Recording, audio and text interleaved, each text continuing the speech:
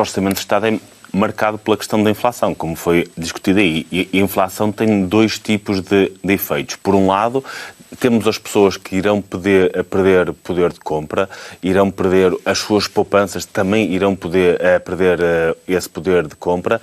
E, por outro lado, o outro efeito que a inflação tem é aumentar as receitas do Estado de forma artificial, claro, porque os preços das coisas aumentam, portanto o IVA sobre essas coisas aumentam, os outros impostos indiretos também, e havendo aumento de rendimentos por via da inflação, também haverá um aumento dessas receitas fiscais, ou seja, aquilo que a inflação e a inflação inesperada nos traz é efetivamente uma perda de poder de compra das pessoas e um aumento artificial das receitas do Estado. Ora, o que faria sentido numa situação como esta era que o Estado aproveitasse algum do seu aumento de receitas fiscais, estamos a falar de cerca de 3 mil milhões de euros de aumento de receitas fiscais do ano passado para este ano, para colmatar a perda de poder de compra que irá existir.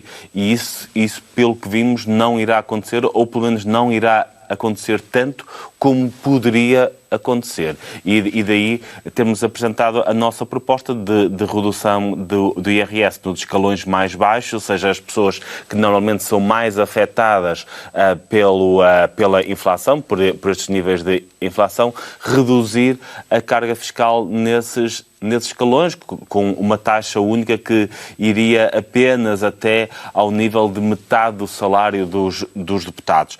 Relativamente a essa proposta, na reunião que tiveram com o Governo até estavam otimistas com a vossa medida, mas depois Fernando Medina disse que rejeitava esse caminho. Afinal, o que é que aconteceu?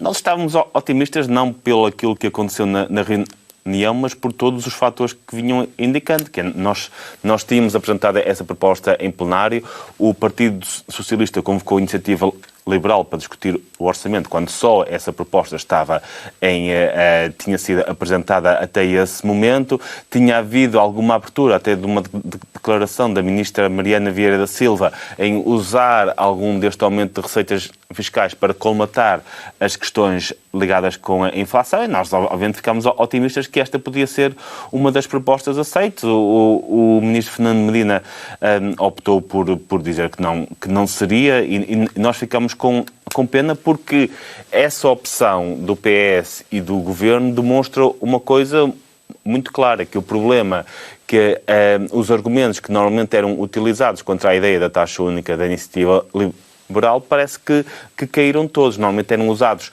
dois tipos de argumentos. Um de que a taxa única iria beneficiar demasiado os rendimentos mais altos. Ora bem, esta é uma taxa única que é aplicada apenas aos níveis dos escalões mais baixos, portanto, apenas para quem recebe metade do salário de um deputado e portanto, essa desculpa já não se aplicaria, e por outro lado que o custo seria excessivo para aquilo que são as necessidades do Estado. Ora bem, no próximo ano, ou este ano, as receitas do Estado irão aumentar cerca de 8 mil milhões de euros, as receitas fiscais cerca de 3 mil milhões de euros, que mais do que dariam para suportar esta medida. Portanto, também não é pelo facto de ter que se cortar despesa ou ser incomportável. Nem foi por um motivo, nem por outro. Foi uma opção do PS e do Governo em continuar a aumentar as receitas fiscais, que aliás em 2022 irão superar pela primeira vez na história os 100 mil milhões de euros. Já por primeira vez na história do país que teremos um nível de receitas fiscais superior a 100 mil milhões de euros. Apesar deste enorme aumento que tiramos, as receitas do Estado, não fiscais, as receitas do Estado irão superar pela primeira vez 100 mil milhões de euros, e apesar deste enorme aumento das receitas totais do Estado, não parece haver abertura para uma redução da carga fiscal nos escalões mais baixos. E o terceiro ponto é em relação à carga fiscal. O facto de Portugal ter uma carga fiscal um pouco abaixo daquilo que é a média europeia.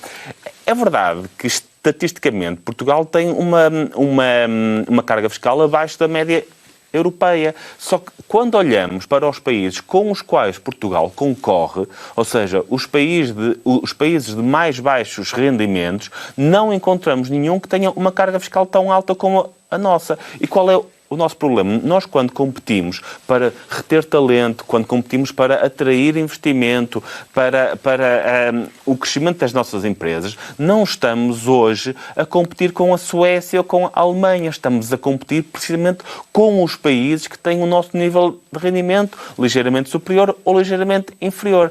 E quando nos comparamos com esses países, temos sempre cargas fiscais mais altas e isso deveria ainda assim ser uma preocupação. Por outro lado, não acha que se tivéssemos apenas poucas propostas, mas relevantes, isso não nos iria permitir concentrar o nosso foco e a discussão no essencial?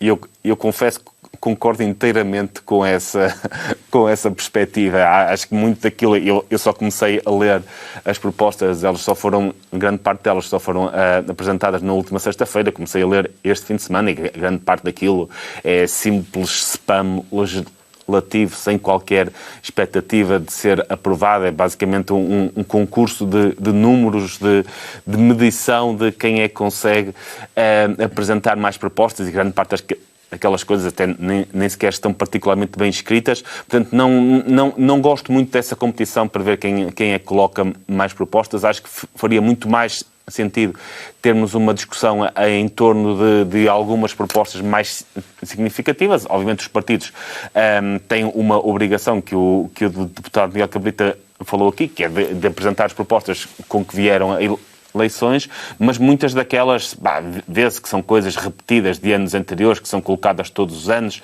só para marcar o ponto, e aí estou completamente de acordo. Acho que faz muito mais sentido apresentar poucas propostas, mas que se possam discutir publicamente, do que ter aquele spam legislativo das 1.500 propostas que estão ali. Felizmente a Iniciativa Liberal esteve longe de ser o partido que mais contribuiu para esse spam. Pinto, há ou não um cenário de austeridade que os portugueses podem vir a enfrentar nos próximos anos? É assim, vamos ser muito claros em relação a isso. Nós, em abril, tivemos um nível de inflação a rondar os 7,2%.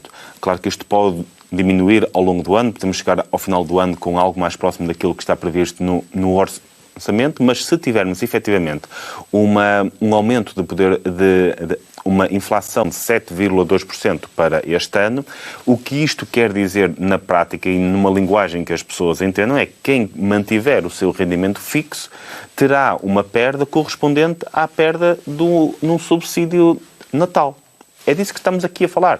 7,2% de perda de poder de compra é exatamente o mesmo de, sem inflação, as pessoas ficarem sem um dos subsídios. Isto faz-nos lembrar alguma coisa, faz-nos lembrar outros tempos em que chamava-se isto austeridade. Agora, eu entendo alguma da precaução que o Governo possa ter em não querer aumentar alguma parte da despesa pública que seja fixa e que se mantenha no futuro, mas aqui há que não confundir duas coisas, que é a inflação ser temporária e termos um aumento de preços temporário. Aqui é muito importante definirmos estas duas coisas, que é, se a inflação for temporária, ou seja, se no próximo ano voltarmos a ter níveis de inflação baixos, a perda de poder de compra que acontece este ano vai se manter nos próximos anos. Portanto, não se vai perder só porque a inflação é temporária. Não confundir com um aumento de preços temporário, quer haver um aumento de preços este ano que no próximo ano iria ser revertido, ou seja, teríamos uma descida de preços. Ninguém está a prever que isso possa acontecer, ou seja, o poder de compra que for perdido este ano, seja ele de 4,5%, 5%, 6% ou 7%, vai se manter nos próximos anos, a não ser que haja algum tipo de devolução de rendimentos superior à que está a acontecer este ano. Temos que encontrar uma forma de o Estado permitir que as pessoas fiquem com mais rendimento. E a atual reforma do IRS não permite isso. Se estes valores da inflação se confirmarem, nós podemos estar perante uma subestimação daquilo que são as receitas do Estado para este ano. Ou seja, as receitas do Estado este ano poderão estar subestimadas em 1.000 milhões de euros. Ou seja, temos aqui ainda uma almofada adicional de 1.000 milhões de euros que poderiam ir para redução da carga fiscal noutras áreas.